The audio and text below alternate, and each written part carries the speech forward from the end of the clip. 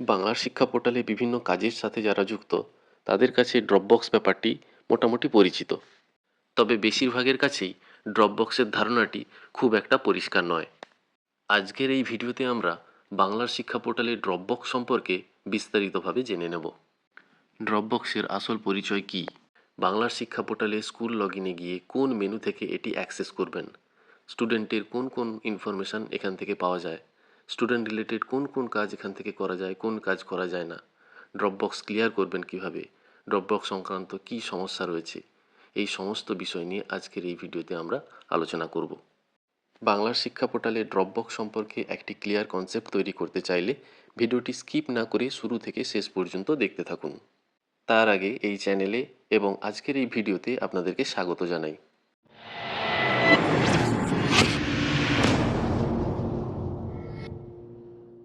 চ্যানেলে যদি নতুন হয়ে থাকেন এবং এখনও পর্যন্ত চ্যানেলটিকে সাবস্ক্রাইব না করে থাকেন, তাহলে বাংলার শিক্ষা সংক্রান্ত যাবতীয় লেটেস্ট আপডেট এবং ইনফরমেশন পেতে চ্যানেলটিকে অবশ্যই সাবস্ক্রাইব করে রাখুন। ড্রপবক্স সম্পর্কিত বিভিন্ন বিষয়গুলি স্কুলের লগইনে রয়েছে। এর জন্য আগে বাংলার শিক্ষার লগইন পেজে গিয়ে স্কুল লগইন করে নিতে হবে। দর্শক বন্ধুরা, এখানে একটি মজার বিষয় আপনাদেরকে জানিয়ে রাখি। বাংলার শিক্ষা পোর্টালে ড্রপবক্স বলে আলাদা কোনো মেনু বা অপশান আপনারা কোথাও খুঁজে পাবেন না। কোনো স্টুডেন্টকে ট্রান্সফার আউট করা হলে তার ডিটেলসগুলি যে জায়গায় জমা হয় সেই জায়গাটিকেই স্টুডেন্ট ড্রপবক্স বলা হয়। ড্রপবক্সে যেতে গেলে স্টুডেন্ট প্রমোশন এবং ট্রান্সফার এই মেনুর নিচে স্টুডেন্ট ট্রান্সফার আউট অপশানে যেতে হবে। একটু স্ক্রল করে নিচের দিকে এলে স্টুডেন্ট ডিটেলস সহ লিস্ট এখানে দেখতে পাওয়া যাবে। স্কুলের লগইন থেকে আজ পর্যন্ত যে সমস্ত স্টুডেন্টকে ট্রান্সফার আউট করা হয়েছে তাদের নামের তালিকা এখানে থাকবে। বন্ধুরা, এই জায়গাটিকেই বলা হয় স্টুডেন্ট ড্রপবক্স। কোনো স্টুডেন্টকে ট্রান্সফার আউট করে দিলে তাকে আর প্রেজেন্ট স্টুডেন্ট লিস্টে দেখতে পাবেন না, সেটি স্টুডেন্ট ড্রপবক্সে চলে আসবে।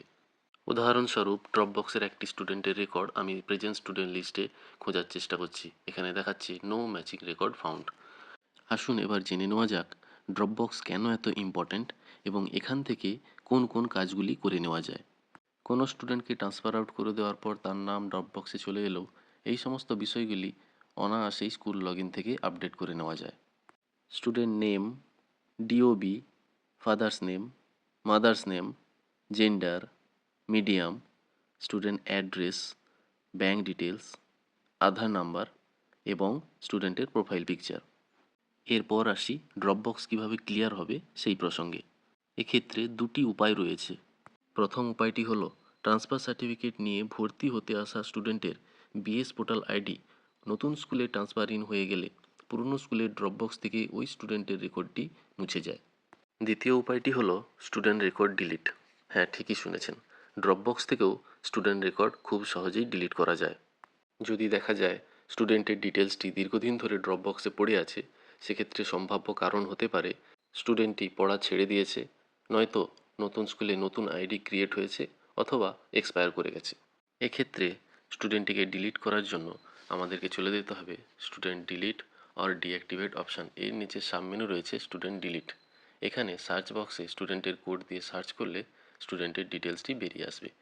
স্টুডেন্ট ডিটেলসটি কেন ডিলিট করবেন তার জন্য তিনটি রিজন দেখানোর জায়গা আছে।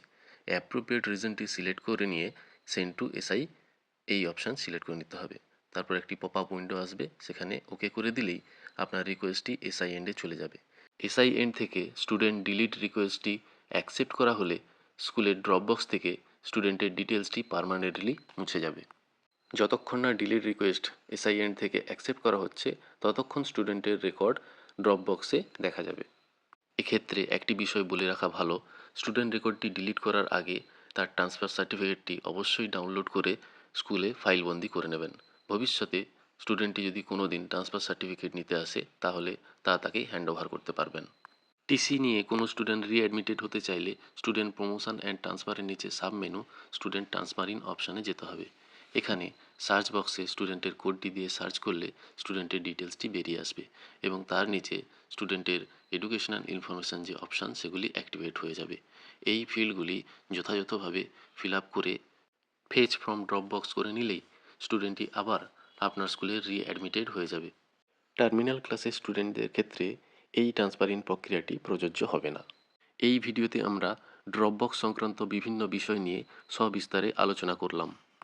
আশা করি ড্রপবক্স সংক্রান্ত আপনাদের যা কিছু প্রশ্ন এবং জিজ্ঞাসা ছিল তা দূর করতে পেরেছি। ড্রপবক্স সংক্রান্ত যে কোনো সমস্যা কমেন্ট বক্সে অবশ্যই কমেন্ট করে জানান। ভিডিওটি ভালো লেগে থাকলে এবং অ্যাপ্রোপ্রিয়েট মনে হলে বন্ধুদের সঙ্গে অবশ্যই শেয়ার করুন, যাতে তারাও ড্রপবক্স সংক্রান্ত বিভিন্ন সমস্যা এই ভিডিওটির মাধ্যমে সমাধান করতে পারে। বিএস পোর্টাল রিলেটেড নতুন নতুন আপডেট পাওয়ার জন্য চ্যানেলটিকে অবশ্যই সাবস্ক্রাইব করে রাখুন। ভিডিওটি শুরু থেকে শেষ পর্যন্ত দেখার জন্য সবাইকে অশেষ ধন্যবাদ। দেখা হবে অন্য কোনো এক ভিডিওতে। সবাই ভালো থাকবেন। নমস্কার।